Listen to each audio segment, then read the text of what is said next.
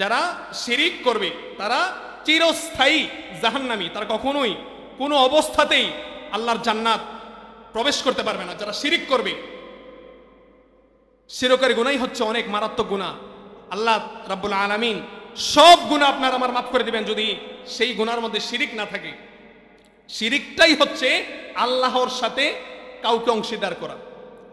এক আল্লাহ এক, এটা বিশ্বাস আপনাকে করতে হবে। যদি মুখে বলেন, অন্তরে যদি আপনি দুই নম্বরই থাকে তাহলে হবে? কখনোই হবে না। সম্মানিত হাজিরিন, এই জন্য শিরক, যারা শিরক করবে তারা কখনোই জান্নাতে প্রবেশ করবে না। যারা গুনাহ করে জাহান্নামে যাবে তারা এক সময় জাহান্নামে কষ্ট পাওয়ার পরে এক সময় তারা কোথায় যাবে? জান্নাতে যাবে। ওই ব্যক্তি জান্নাতে যাবে না যারা আল্লাহর সাথে শিরক করলো, যারা আল্লাহর সাথে কাউকে অংশীদার করলো।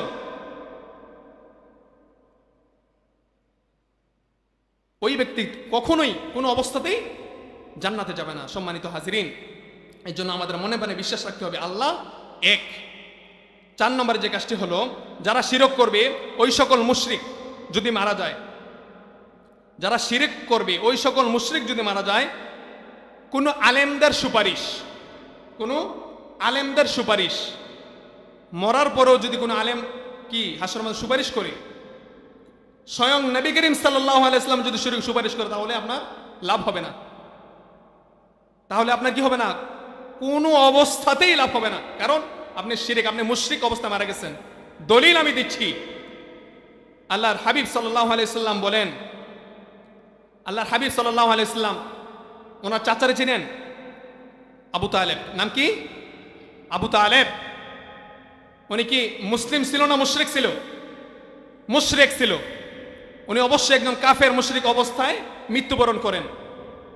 সাইয়েদনা আবু তালেব যখন মৃত্যুর সাথে পাঞ্জা লড়তেছে, এমত অবস্থায় আমার নবী, আপনার নবী, বিশ্ব নবী মুহাম্মদুর রাসূলুল্লাহ সাল্লাল্লাহু আলাইহি ওয়াসাল্লাম পাশে গেলেন। দেখলেন তার আদরের চাচা, খুব ভালোবাসার একজন চাচা, কিন্তু বিশ্বনবীকে হযরত মুহাম্মদ সাল্লাল্লাহু আলাইহি ওয়াসাল্লামকে আদর করতেন, অনেক আদর করতেন, কিন্তু এক আল্লাহ তিনি বিশ্বাস করতেন না।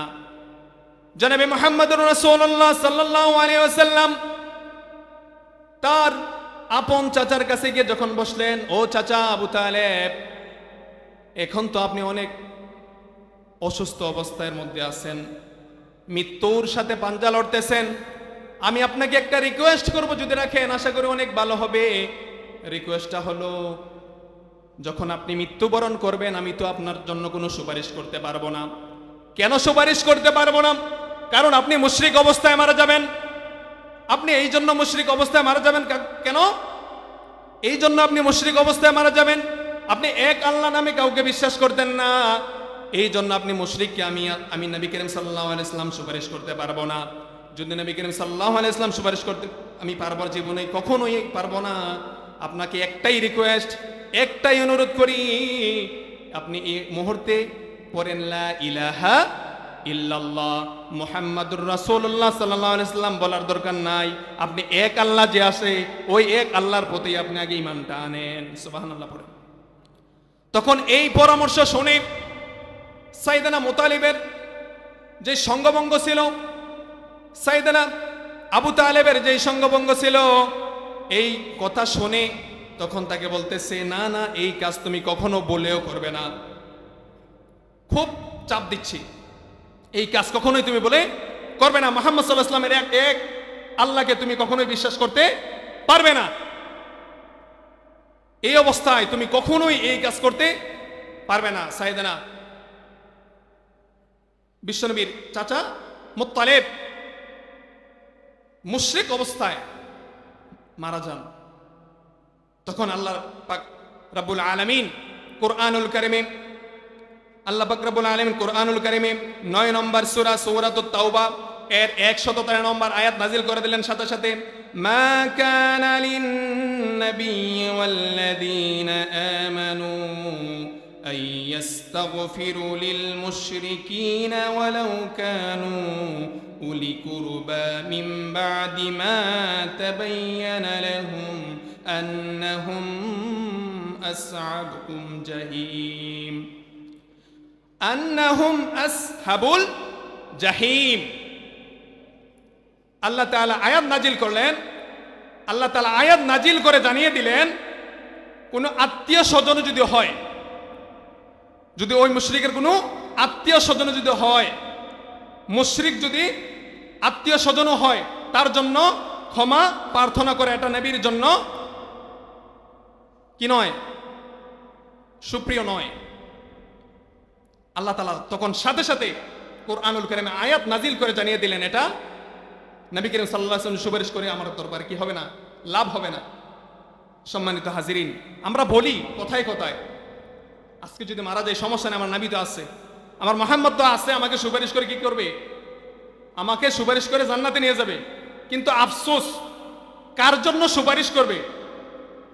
যে ব্যক্তি শিরিক করলো তার জন্য কখনো সুপারিশ লাভ হবে না। সমাজের মধ্যে যেই আমরা ছোটখাটো শিরিকগুলা করে থাকি, কোথায় কোথায় আমরা অনেক শিরিক করে ফেলি, কোথায় কোথায় আমরা অনেক শিরিক করে ফেলি, কুফরি করে ফেলি। আমরা এমন সমাজের মধ্যে দেখা যায়, মানুষের যখন দাঁত পড়ে না, দাঁত যখন পড়ে কি বলে, দাঁতরা নাও, দাঁতরা তুমি চালের টিনের ঘরে চালের উপর দিয়ে ফালাও, বা ইঁদুরের গর্তের মধ্যে ফালাও, ইঁদুরকে বলবা তোমার ইঁদুর তোমার চিকন দাঁতরা নাও, আমার মোটা দাঁতরা দাও। এগুলোই হচ্ছে শিরিক, যেটা সমাজের মধ্যে প্রচলিত। আপনি দেখবেন টাকের পেছনে একটা কি লটকায়, জুতা লটকায়। কি লটকায়? জুতা লটকায় না? গাড়ির পেছনে জুতা লটকায় কেন? তার মুখ লাগে। এগুলা ঠিক না, এগুলা ছোটখাটো শিরিক এগুলা। কিন্তু শিরিক এগুলা যেগুলা সমাজের মধ্যে প্রচলিত। শিরিক হচ্ছে এটাই, যেটা বর্তমান সমাজের মধ্যে আমাদের নামদারি কিছু মুসলিম, নামদারি কিছু আলেম আজকে এই পূজা মণ্ডপে গিয়ে সামান্য রাজনীতির জন্য, সামান্য কয়টা ভোটের জন্য অমুসলিমদের কাছে গিয়ে কি করতেছে? নিজের ঈমান বিক্রি করতেছে। কেন? তারা কি জানে না তাদের গায়ে কি সাইয়েদনা ইব্রাহিমের রক্ত নাই? জাতির পিতাকে, আমাদের জাতির পিতা ইব্রাহিম আলাইহিস সালাম, ওনার জীবনী কি সে পড়ে নাই? ওনার জীবনী কি সে শোনা নাই? সাইয়েদনা ইব্রাহিমকে যখন মূর্তি পূজা করার জন্য রিকোয়েস্ট করা হলো, ও সাইয়েদনা ইব্রাহিম তুমি নাও, আমাদের সাথে রেডি হও, আমাদের মূর্তি পূজা শুরু হয়ে গেছে, আমাদের সাথে যেতে হবে, আমাদের সাথে পূজার মধ্যে তুমি যেতে হবে, কেননা পূজা শুরু হয়ে গেছে। তখন সাইয়েদনা ইব্রাহিমকে রিকোয়েস্ট করতেছে পূজার মধ্যে যাওয়ার জন্য। তখন সাইয়েদনা ইব্রাহিম আলাইহিস সালাম বললেন, আমি অসুস্থ, আমি যেতে পারবো না। কিন্তু সাইয়েদনা ইব্রাহিম কি অসুস্থ ছিল? অসুস্থ ছিল না। অসুস্থ দুই প্রকার। কয় প্রকার? শারীরিক অসুস্থ আর মানসিক অসুস্থ। তখন সাইয়েদনা ইব্রাহিম আলাইহিস সালাম অসুস্থ বলেন, আমি অসুস্থ কারণে যেতে পারবো না। অনেক রিকোয়েস্ট করা হলো, সাইয়েদনা ইব্রাহিম নাও, রেডি হও, তোমাকে যেতে হবে। হাজার রিকোয়েস্ট করেও সাইয়েদনা ইব্রাহিমকে তাদের সাথে নিতে পারো না। তখন বলল, তুমি যখন বাসার মধ্যে থাকবা, তুমি যখন এলাকার মধ্যে থাকবা, তাহলে তোমার উপর একটা দায়িত্ব দিয়ে যাই। দায়িত্বটা কি? শুনে নাও ভালো করে। ও ইব্রাহিম, আমাদের যেই মূর্তিগুলা আছে, তুমি যখন যেহেতু অসুস্থ, তুমি বাসার মধ্যে থাকবা, তুমি খাস করে সুন্দর করে আমাদের মূর্তিগুলা পাহারা দিবা। সাইয়েদনা ইব্রাহিম, জাতির পিতা ইব্রাহিম মনে মনে ভাবতেছে, এই তো সুযোগ, এই সুযোগ আর হাতছাড়া করা যাবে না। ওই মুশরিকরা, মুনাফিকরা, কাফেররা পূজা মণ্ডপে চলে গেল। তখন দায়িত্ব যেহেতু দিয়ে গেছে, দায়িত্ব তো অবশ্যই পালন করতে হবে। দায়িত্ব পালন করার জন্য যখন সাইয়েদনা ইব্রাহিম আলাইহিস সালাম মূর্তির ঘরে প্রবেশ করলেন, দেখলেন বিভিন্ন রকমের মূর্তি, একটা তলোয়ার নিয়ে, একটা মূর্তির 5টা 6টা হাত, একটা বন্দুক নিয়ে, একটা কুড়াল নিয়ে, অনেক রকমের মূর্তি, ছোট বড়। সাইয়েদনা ইব্রাহিম তাকিয়ে দেখলেন, কিন্তু তাদের সামনে অনেক ফল ফ্রুট, মিষ্টান্ন, অনেক কিছু রাখা, কিন্তু তারা খাইতে পারে না। সাইয়েদনা ইব্রাহিম চতুর্পাশ দেখে বললেন, মিষ্টির একটা পাতিল হাতে নিয়ে বললেন, নাও মিষ্টি খাও। মনে হয় আমি তো ভাবতেছি তোমরা শরমে মিষ্টি খাচ্ছ না, হয়তোবা হাতে উঠাইতে তোমরা পারতেছো না, আমি তোমাদেরকে উঠাই দিলাম, নাও মিষ্টি খাও। কাকে বলতেছেন? ওই মূর্তিকে। কে বলতেছেন? সাইয়েদনা ইব্রাহিম আলাইহিস সালাম। তখন দেখলেন খাও, কোনো সমস্যা নাই। দেখলেন খাচ্ছে না, মূর্তিকে খাইতে পারবে? তখন ইব্রাহিমের মাথায় কাজ করলো না, তার কিসের পূজা করে? তারা নিজেই মাটি দিয়ে মূর্তি বানায়, ওই মূর্তি নিজের সেফটি নিজে দিতে পারে না, নিজের সেফটি নিজে দিতে পারে না, নিজের খানা নিজে খাইতে পারে না, কিছুই করতে পারে না। তখন ইব্রাহিম আলাইহিস সালাম বলেন, আমি তো কষ্ট করে তোমাকে তুলছি, তুমি খাবা না কেন? যখন আমাদের সন্তানরা আমাদের কাছে একটা জিনিস আবদার করে, বাবা চানাচুর খাবো, তখন সন্তানের রিকোয়েস্টে রাখার জন্য ওই চানাচুর আমরা যখন বাজার থেকে নিয়ে এসে খাই, রিকোয়েস্ট করি, তখন যদি না খাই তখন আমরা কি করি? দম খাই। তারপরে লাস্ট ট্রিটমেন্ট কোনটা? মাইর। খাবি না কেন? তখন সাইয়েদনা ইব্রাহিম একদিক থেকে মাইর, আল্লাহ পাক রব্বুল আলামিন প্রত্যেকটা নবীর হাতে ইমানি শক্তি তাদের হাতে দিয়ে দিয়েছিলেন। একা এক হাত দিয়ে একদম মূর্তিগুলো ফানা ফানা করে ফেলছে ভেঙ্গে। যখন লাস্ট একটা মূর্তি ভাঙবে, সাইয়েদনা ইব্রাহিম দেখলেন একটা কুড়াল, এই কুড়ালটা নিলেন ওই মূর্তিটা ভাঙার জন্য। তখন স্টপ, থেমে গেলেন সাইয়েদনা ইব্রাহিম। তখন মাথার মধ্যে একটা লজিক্যাল চিন্তা ভাবনা আসলো, কি এটা করা যাবে না, মূর্তি তো কার? তারা অবশ্যই এটা কি মানতেছে? খোদা মানতেছে। এমত অবস্থায় সাইয়েদনা ইব্রাহিম আলাইহিস সালাম ওই কুড়ালটা বুদ্ধি করে ওই বড় মূর্তিটার কাঁধের মধ্যে ঝুলিয়ে দিলেন। ঠিক ঝুলিয়ে দেওয়ার পরে তখন কি করলেন? রুম থেকে বাইরে হয়ে গেলেন। 7 দিন নাকি 10 দিন পূজা মণ্ডপ থেকে যখন কাফেররা মুশরিকরা বাড়িতে আসলো, তখন এসে দেখে বেহাল অবস্থা। ও মাই গড, এই কি অবস্থা? ইব্রাহিম তুমি কোথায়? মূর্তি কে ভাঙলো? ইব্রাহিম। আমি জানি না, ওই বড় মূর্তি আছে, ওনাকে জিগান। তুমি কি জানো না তারা যে কথা বলতে পারে না? আমি তো বুঝি যে কথা বলতে পারে না তাদেরকে কেন আপনি সেজদা দেন? কে বলতেছেন? সাইয়েদনা ইব্রাহিম। সে তো কথা বলতে পারে না, যে নিজের দেহের সেফটি দিতে পারে না, তাদেরকে কেন সেজদা দেন? আমার তো মাথার মধ্যে কোনো বুঝে আসে না। তখন সাইয়েদনা ইব্রাহিমকে, তুমি কি জানো না তারা যে কথা বলতে পারে না? তখন এমত অবস্থায় রশি দিয়ে বেঁধে সাইয়েদনা ইব্রাহিমকে আটকিয়ে ফেলল, বিশাল শাস্তি দেবে। নমরুদ নাম শুনছেন? নমরুদের কাছে যখন টেনে হেসড়ে নিয়ে গেল, কারণ সে মূর্তি ভেঙে ফেলেছে, তখন সাইয়েদনা নমরুদের কাছে যখন গেল, সাইয়েদনা ইব্রাহিম নিয়ে গেল রশি দিয়ে বেঁধে। সাইয়েদনা নমরুদ বলতেছে, হে ইব্রাহিম, তুমি নাকি তোমার কোন এক আল্লাহকে তুমি বিশ্বাস করো? তুমি নাকি তোমার কোন এক আল্লাহর প্রতি তুমি অনেক খুব ধ্যানী? যেই মহল্লার মধ্যে, যে রাষ্ট্রের মধ্যে আমি খোদা ছাড়া কাউকে খোদা কেউ মানতে পারে না, আমার ভয়, মৃত্যুর ভয়ে তোমার এত বড় সাহস, তুমি তোমার কোন আল্লাহকে বিশ্বাস করো? তোমার আল্লাহ নাকি দেখাও যায় না। অবশ্যই আমি এমন আল্লাহকে বিশ্বাস করি যে আল্লাহ মরণ দেয় এবং জীবনও দেয়। এই কথা শোনার সাথে সাথে নমরুদ সাইয়েদনা ইব্রাহিমের সামনে একটা কি করলেন? একজন জীবিত তাকে তলোয়ার দিয়ে খতম করে দিলেন। দেখ, আমি মরণ মানে মারতে পারি, আবার তারে বাঁচাইলাম, তারে মারলাম না, এটা আমার ক্ষমতা। তখন সাইয়েদনা ইব্রাহিম বলেন, আসলেই লজিক। তখন বলতে সাইয়েদনা ইব্রাহিম, আমার আল্লাহ এমন কিছু পারেন, যদি এটা আপনি পারেন তাহলে দেখি আপনাকে নিয়ে আমি ভাবতে পারি কিনা, আপনার ঈমান আনতে পারি কিনা, আপনাকে খোদা মানতে পারি কিনা। তখন বলতেছে সাইয়েদনা ইব্রাহিম বলতেছে, আমার আল্লাহ এক আল্লাহ, যিনি সূর্য ফজরের পরে সূর্য দেয় পূর্ব দিক দিয়ে, আর সূর্য যায় পশ্চিম, অস্ত যায় পশ্চিম দিক দিয়ে। আপনার যদি ওই রকম ক্ষমতা হয়ে থাকে, আগামী দিন সকালে আপনি পশ্চিম দিক দিয়ে সূর্যটা উঠিয়ে দেখান। ইম্পসিবল। এটা কি সম্ভব? কখনোই সম্ভব না। এমত অবস্থায়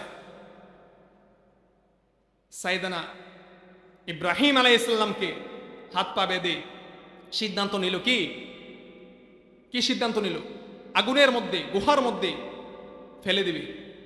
কিন্তু নমরুদ তো জানা না আগুনের মালিক কে, আল্লাহ। সাথে সাথে সেই ইব্রাহিমকে আগুনের গুহার মধ্যে ফেলে দিয়েছেন। তাও কি ঈমান নষ্ট করছেন? ঈমান হারাইছেন? কত মজবুত ছিল ঈমান!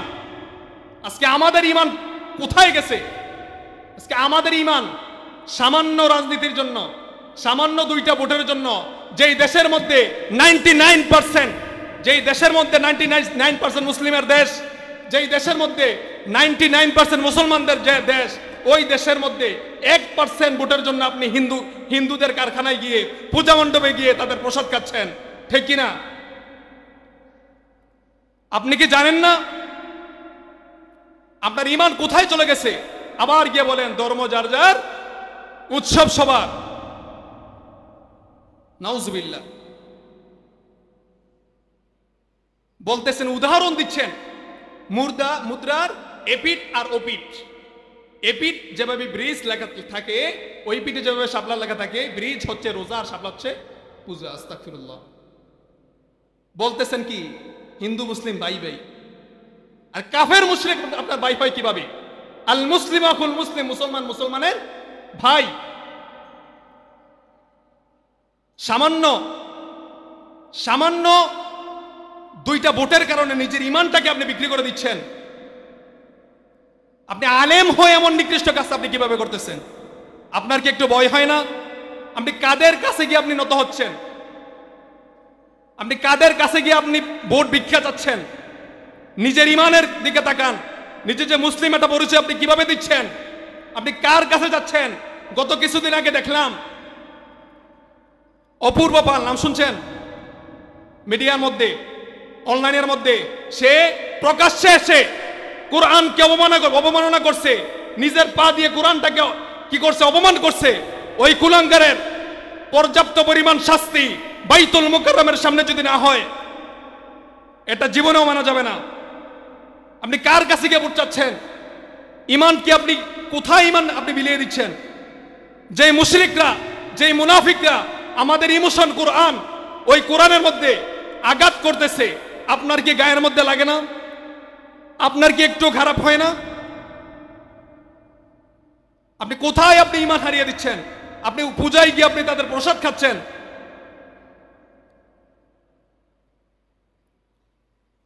একটু কি আপনার খারাপ লাগে না?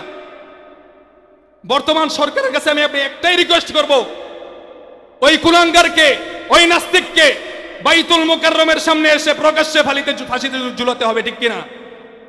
তাকে প্রকাশ্যে, না হয় পাবলিকের কাছে তাকে ছেড়ে দিন। এখন ক্ষমা চাচ্ছে। তার ভিডিও কার্যকলাপ দেখে একজন নারী, সেও প্রকাশ্যে এসে এমন কাজ করতেছে। আস্তে আস্তে দিন দিন কোথায় যাচ্ছে? যেই দেশের মধ্যে 99% মুসলিমদের দেশ, ওই দেশের মধ্যে এমন কাহিনী তো আসলে মানা যায় না। বাইতুল মুকাররমের সামনে ওই কুলাঙ্গারকে ফাঁসির মধ্যে ঝুলাতে হবে 100 বার। সম্মানিত হাজিরিন, আমরা ভাবতে পারি না কি করছি, আবেগে পর কি করতেছি আমরা। আজকে ক্ষমতার জন্য নিজের ঈমানটা কোথায় যাচ্ছে, নিজের ঈমানটা আমি কি কাজে লাগাচ্ছি, এটা আমরা ভাবতে পারতেছি না। নিজের ঈমান আমরা কি কাজে লাগাবো, এটা আমরা কি করতে পারতেছি না, পরোয়া করতে পারতেছি না, চিন্তাই করতে পারতেছি না।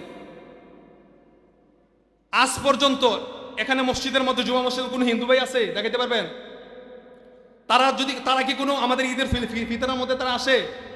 ঈদুল আজহার মধ্যে আসে? তারাবি নামাজের মধ্যে তারা আসে? আমাদের কোনো উৎসবের মধ্যে তারা আসে? শবে বরাত, শবে কদর, শবে মেরাজের মধ্যে তারা কি আসে? আমরা কেন যাই? তারা তাদের ধর্ম নিয়ে কি অনেক চিন্তিত, অনেক কেয়ারফুল। আমরা ধর্ম যার যার, উৎসব সবার বলি। একজন মুসলমানের মুখে এসব কথা মানায় না। সম্মানিত হাজিরিন, এগুলাই হচ্ছে শিরিক। আজকে বর্তমান সমাজের মধ্যে কিছু মুসলিম নামক মানুষ